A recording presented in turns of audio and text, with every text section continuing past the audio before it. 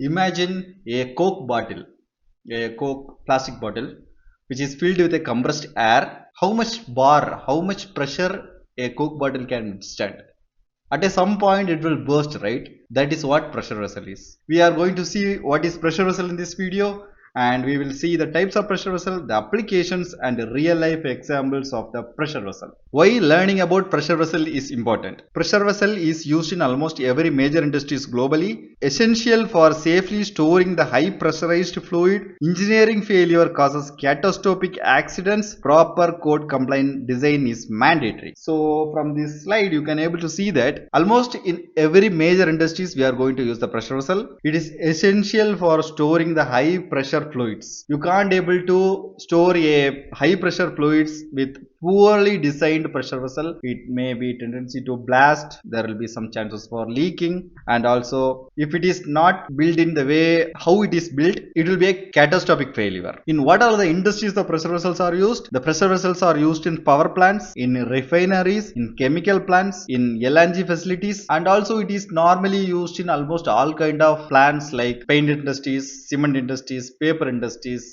food industries, and also you can able to see pressure vessels in pharmaceutical industries. Almost we are going to use the pressure vessels in each and every, even in beer brewing factory we are going to use the pressure vessel. What is a pressure vessel? First we need to understand what is a pressure vessel, then we can able to get into the detail. The pressure vessel is a closed container designed to hold gases or liquids at pressure sustainably different from the atmospheric pressure. It can be a positive pressure or it can be a negative pressure also. In some cases it will be a negative pressure. Mostly in pharmaceutical industries we have to care about the negative pressures, because we need to suck each and every droplet inside the pharmaceutical pressure vessel. So mostly we use the pumps which creates a high pressure, a high vacuum that can be collapse the vessel within a catastrophic. So there are two things, one is pressure vessel and one is storage tanks. What is the difference between pressure vessel and storage tanks? Actually storage tank in the sense it will be a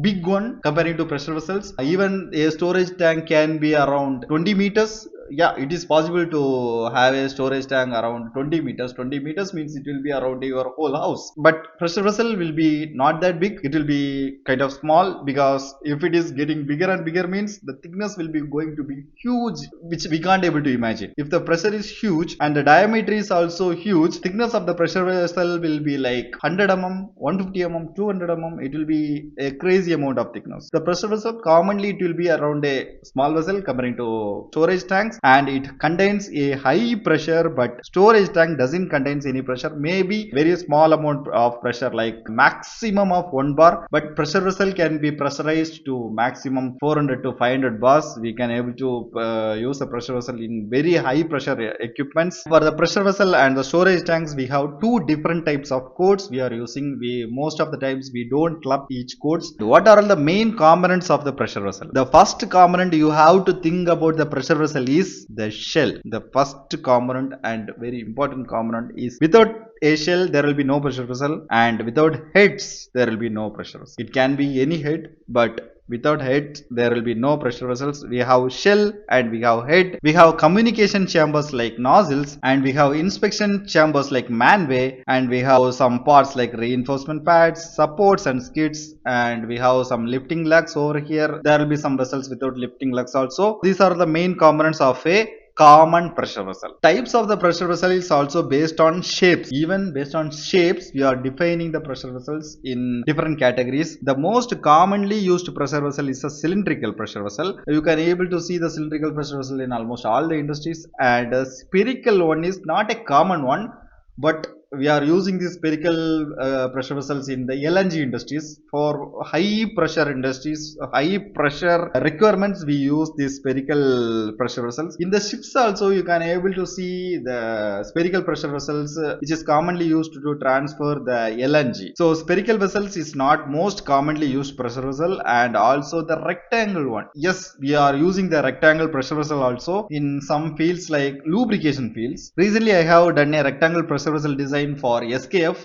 for the bearing company. You know SKF, right? For that bearing company, for the lubrication purpose, they are using the rectangular pressure vessel. Mostly we can't able to see the rectangular pressure vessels in commonly all the industries. It's very rare one. It is used for a special applications. It is not used for a common pressure vessel. Okay. Also, the pressure vessel is based on the orientations. Also, you can able to see a vertical pressure vessel and a horizontal pressure vessel. The vertical pressure vessel is used to reduce ground space. It will consume very less space comparing to the horizontal pressure vessel. And if there is anything which is related to the gravity separations like a column, we use the vertical pressure vessels. And also for the horizontal pressure vessels, it is very easier maintenance because it is available in the ground level itself, using a small ladder or any small platforms. We can able to easily do the maintenance of the horizontal pressure vessel, but it is not common for the vertical pressure vessels. And also the pressure vessels types is based on the functions. Also, the different types of functions are storage vessel, separators, columns, accumulators, reactors, heat exchangers, air receivers, steam drums, and many more. I have listed something, but there are many more pressure vessels.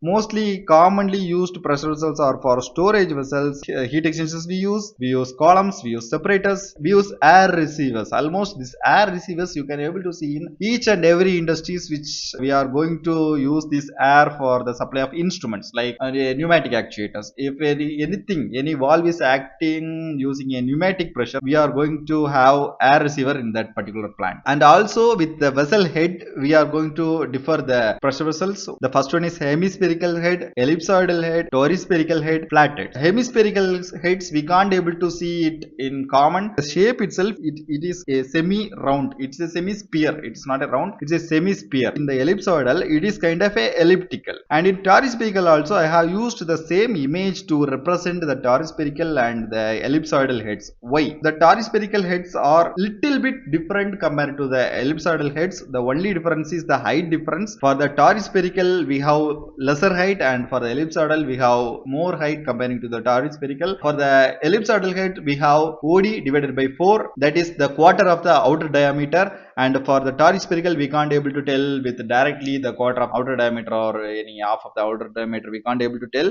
We have to calculate the toruspherical. Mostly the hemispherical is used for high pressure applications, which is not commonly used in almost all the pressure vessels, because manufacturing the hemispherical head is really a difficult task. The most commonly used head is the ellipsoidal head and toruspherical head. You can able to see almost all the pressure vessels, almost 90% of the pressure vessels are built using the ellipsoidal head, and in toruspherical heads also you can able to find. Finally, the flatheads. The flatheads we can't able to see the most of the vessels built using the flatheads because it is very weakest comparing to all these heads. If we need a pressure vessel with the flatheads, the thickness must be humongous. If the shell thickness is 5 mm, the head thickness will be comparing to if it is a larger diameter, it will be around 4 or 5 or 10 times bigger than the shell. The most weakest one is a flathead. And industrial application of our pressure vessels. For each and every industrial application, our pressure vessel types going to be differ. For the oil and gas, it will be completely differ. We will use some other extra codes for the pressure vessel. In most of the pharma, we use GMP method. In pharmaceutical industries, they won't allow any rust in the pressure vessel. In food industry also almost similar. In LNG industry, it will be around a spherical pressure vessels. In hydrogen industries, nowadays the hydrogen industry is booming. In hydrogen industries also we are using the pressure vessels. In fertilizer industries, the pressure vessels are mostly low pressure vessels. In petrochemicals, as you already know, we are using the pressure vessels in almost each and every petrochemical industries. And in power plants, in power plant it will be kind of a different scenario comparing to all these industries, because in power plant there will be high temperature, high pressure will be there, and also there will be high temperature. Construction of the pressure vessel will be completely different from all these industries to power plants, and also oil and gas and petrochemical. For each and every industry there will be unique design for a pressure vessel. And the real industrial examples are steam drum for the boiling systems,